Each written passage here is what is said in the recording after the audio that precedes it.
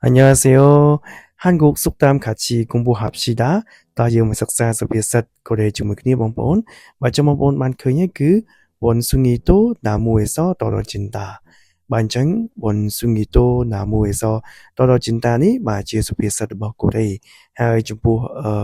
서비스ខ្មែរយើង ក៏មានអត្ថន័យស្តៀងជាមួយនឹងបាទគ្នាដែរបងប្អូនដែលខ្មែរយើងគឺមានសុភាសិតមួយប្រហែលជាបងប្អូនយើងបានស្គាល់គឺដំរីជើង4គង់មានភ្លាត់ហើយអ្នកប្រាជ្ញចេះស្ទាត់គង់មានភ្លេចបាទអញ្ចឹងនេះគឺស្តៀងជាមួយនឹងបាទសុភាសិតរបស់កូរ៉េដែលមានអត្ថន័យថាវ៉ុនស៊ូងីតូណាមួយអសតរចិនដាចុះបងប្អូនបើយើងសម្រាយទៅវ៉ុនស៊ូងីនេះគឺសត្វស្វាអញ្ចឹងទៅបងប្អូនហើយណាមួយនេះគឺដើមឈើតរចិនដានេះគឺធ្លាក់ចុះមកអញ្ចឹងបងប្អូនណាបាទអញ្ចឹងគេដាក់ថាបាទ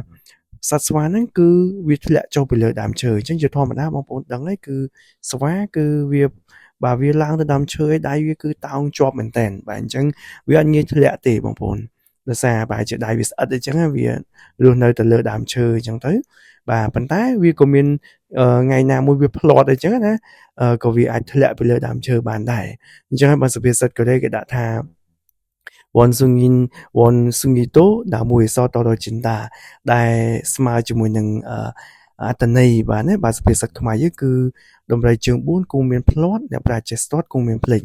ឡូវយើងក៏លេចទៅមើលបាទឧទាហរណ៍អ្នកគ្នាបាទអញ្ចឹងគេថា 앤디 씨는 운전을 정말 잘해요. 앤디 씨는 운전을 정말 잘해요. គឺមានន័យថាលោក Andy ហ្នឹងគឺគាត់បើពូកែនៅក្នុងការបើកបរមែនទែនបាទអញ្ចឹងគឺនិយាយអូ맞아요ត្រូវហើយ그런데 오늘 사고가 났대요 បាទគេថាថ្ងៃនេះគឺគាត់ហ្នឹងគឺបានបាទអញ្ចឹងគឺកន្លែងហ្នឹងគឺគាត់បានគ្រោះថ្នាក់ចរាចរណ៍អញ្ចឹងណា 그런데 오늘 사고가 났대요 បាទអញ្ចឹងគេបានប្រាប់ថាគាត់ហ្នឹងគ្រោះថ្នាក់ចរាចរណ៍បាទ그래요?ពិតមែនឬ원숭이도 나무에서 떨어질 때가 있죠 បាទអញ្ចឹងក៏បញ្ជាក់ន័យថាបាទ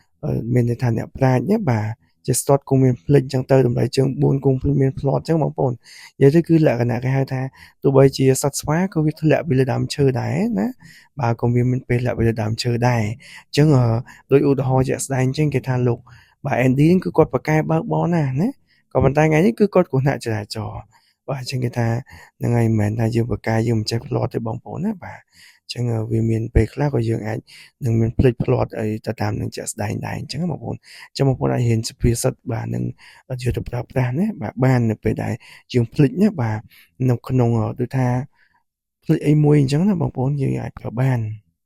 ហើយសម្រាប់បងប្អូនចង់សិក្សាបាទថ្នាក់ភាសាកូរ៉េកម្រិត1បាទមានបើកថ្នាក់ថ្មីបងប្អូនអាចចុះឈ្មោះចូលរៀនជាមួយគ្នាបានបងប្អូនណាបាទរៀនតាមអនឡាញបងប្អូនបាទអរគុណច្រើន